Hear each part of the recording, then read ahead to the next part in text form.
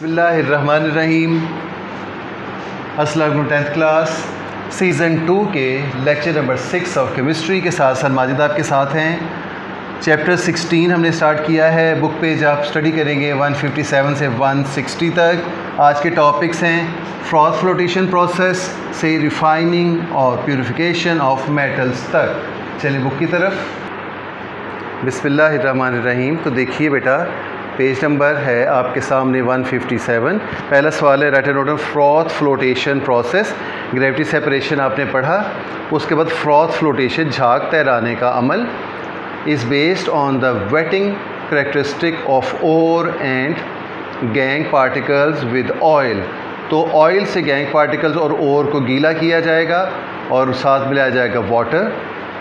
तो the ore particle are preferentially wetted by oil. तो जो ओवर पार्टिकल्स हैं ना, उन्हें पहले तरजीही तौर पर पानी ऑयल से गीला किया जाता है। And the gangue particles by water. Gangue के ज़रात को पानी से गीला किया जाता है। The whole mixture is agitated with compressed air. तो दबाव के तहत हवा के साथ उनको एजिटेट किया जाता है, खूब उछाला जाता है। तो oil coated particles being lighter come to the surface.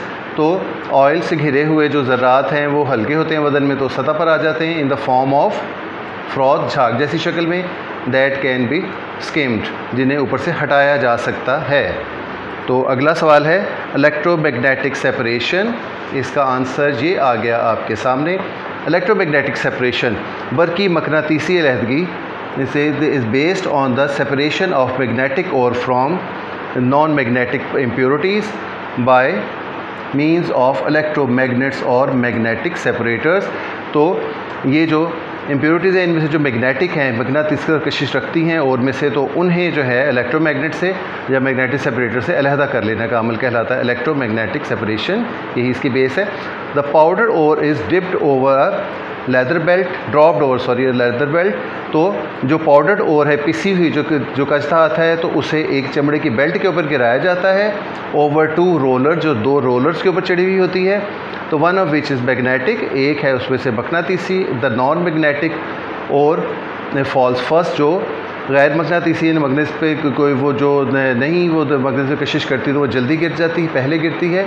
And magnetic ore is gets attracted with which falls farther away.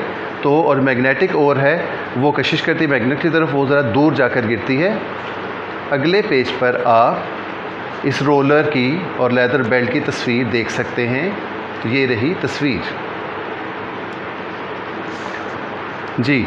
अगला सवाल, right a note on roasting. तो रोस्टिंग आके आपके सामने। रोस्टिंग का मतलब समझते हैं भूनना। तो it's the process of heating the concentrated ore with to a high temperature with excess of air. तो खुली हवा में जो है ज़्यादा टेम्परेचर पर इस कंसनट्रेटेड ओर को गर्म करने का अमल है ये। तो for example copper pyrite is strongly heated in the excess of air to convert it into mixture of cuprous sulphide and ferrous sulphide, while impurities react with oxygen to form volatile oxides. अगला सवाल, what is smelting? Write a note on smelting. Smelting क्या है? Smelting further heating of roasted ore. तो ये जो ऊपर आपने ore भूनी है और कॉपर सल्फाइड और फेरस सल्फाइड का मिक्सचर तैयार किया है, तो उसको मज़ीद पकाया जाता है विद सैंड फ्लक्स तो एंड कोक। सैंड फ्लक्स यानी कि रेत के ढेर और कोक के साथ in the presence of excess of air, खुली हवा में ज़्यादा हवा की मौजूदगी में, इन अ ब्लास्ट फर्नेस, एक जो है गहरी भट्टी में जिसमें बहुत तेज़ हीट होती है, धमाकों की आवाज़ आती है। It is highly exothermic process. तो ये इंतहाई ज़्यादा हरारत ज़ा अमल है, यानी हरारत खारिज करने वाला। A small amount of Coke is required in this process. तो इस प्रोसेस में थोड़ी सी अमाउंट कोक की चाहिए। तो in the process first ferrous sulphide oxidises to form ferrous oxide. तो फेरस सल्फाइड जो फेरस ऑक्साइड बन जाता है और इट तो ऑक्सीडाइज हो जाता है। तो उसके बाद विच रिएक्ट्स विद सैंड, जो सैंड के साथ रेत के साथ रिएक्ट करता है। और and the iron silicate slag जो है, तो इस तरह से बन जाता है iron silicate slag FeSiO3।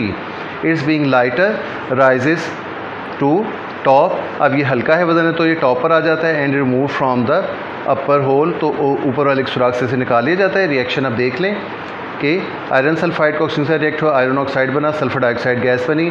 Iron oxide का जब सिलिकॉन डाइऑक्साइड यानी कि रेत से अमल हुआ तो आयरन सिलिकेट बना।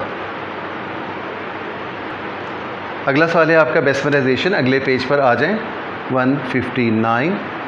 तो बेस्मराइजेशन, तो it is further heating of molten मेटे।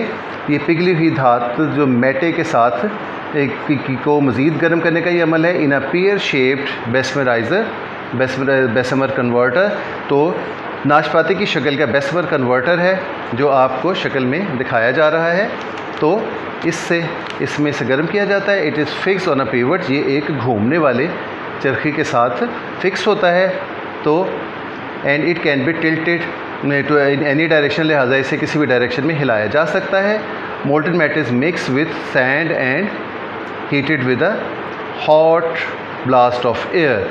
तो इसे मिक्स किया जाता है मोल्टन मेटे को रेत के साथ और गर्म हवा के झक्कड़ को इसमें से गुजारा जाता है। तो थ्रू ट्वीज़र्स, छोटे छोटे सुराख के ज़रिए ferrous sulphide is oxidise, ferrous sulphide oxidise हो जाता है from ferrous oxide. Ferric sulphide जो है वो फेरस सल्फाइड जो है फेरस ऑक्साइड बन जाता है, विच रिएक्ट्स विद सैंड, जो सैंड से रिएक्ट करता है, फेरस सिलिकेट बनाता है। तो ये रिएक्शन आप देख चुके हैं जो आप पहले भी आपने देखा पिछले पेज पर। ऑन द अदर हैंड जो cuprous sulphide is oxidise to cuprous oxide, cuprous sulphide cuprous oxide बन जाता है, which again reacts with remaining cuprous sulphide and to form metallic copper. ये मज़ीद क्यूप्रस सल्फाइड से रिएक्शन करके तो मेटेलिक कॉपर यानी कि खालिश कॉपर बनाता है। देखिए क्यूप्रस सल्फर का ऑक्सीजन से रिएक्शन हुआ तो ऑक्सीडेशन के बाद क्यूप्रस ऑक्साइड बना, सल्फर डाइऑक्साइड गैस बनी। क्यूप्रस ऑक्साइड का क्यूप्रस सल्फर से रिएक्शन हुआ तो सल्फर डाइऑक्साइड दोबारा से अलग हो गया, कॉपर खालिश हालत में हमें हासिल हो गई। जी, तैयार शुदा धात में से मज़ीद मिलावटें दूर करने के लिए जदीद तरीका रिफाइनिंग और प्यूरिफिकेशन ऑफ मेटल आपके सामने है। आखिरी सवाल आज के लेक्चर का, refining of impure metal is by electrolysis is the most widely use process. अच्छा, for example electrolytic refining of copper is carried out in an electrolytic tank having copper sulphate solution. एक electrolyte tank में copper sulphate solution electrolyte के तौर पर डालकर तो वहाँ पर रिफाइन किया जाता है कॉपर को।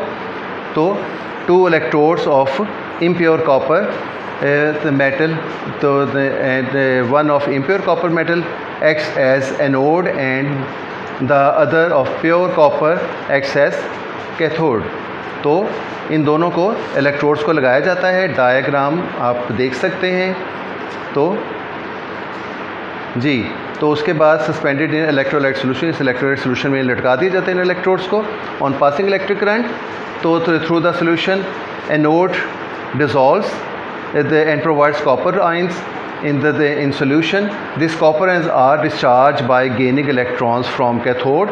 Therefore, copper atoms deposit on cathode। तो कॉपर कैथोड के ऊपर डिपॉजिट होते चले जाते हैं। पहली तस्वीर में आप देखें कि खालिस कॉपर की जो स्ट्रिप्स हैं वो पतली हैं और ना खालिस कॉपर की मोटी हैं। दूसरी तस्वीर में आप देखें ना खालिस कॉपर की स्ट्रिप्स पतली हो चुकी हैं और मोटे कॉपर के जो इलेक्ट्रोड जो खालिश कॉपर के इलेक्ट्रोड हैं वो खास से मोटे हो चुके हैं क्योंकि उनके ऊपर कॉपर मेटल जम चुकी है। इस तरीके से दीगर इम्प्योरिटीज़ भी निकल जाती हैं और नीचे गिर जाती हैं। इनमें गोल्ड भी हो सकता है, सिल्वर भी हो सकता है, या कोई और इम्प्योरिटी भी हो सकती है। इसके साथ ही आपका लेक्चर ख़त्म हुआ। अगले लेक्चर्स के साथ अगले सीज़न में फिर मिलेंगे। तब तक के लिए अल्लाह हाफ़िज़।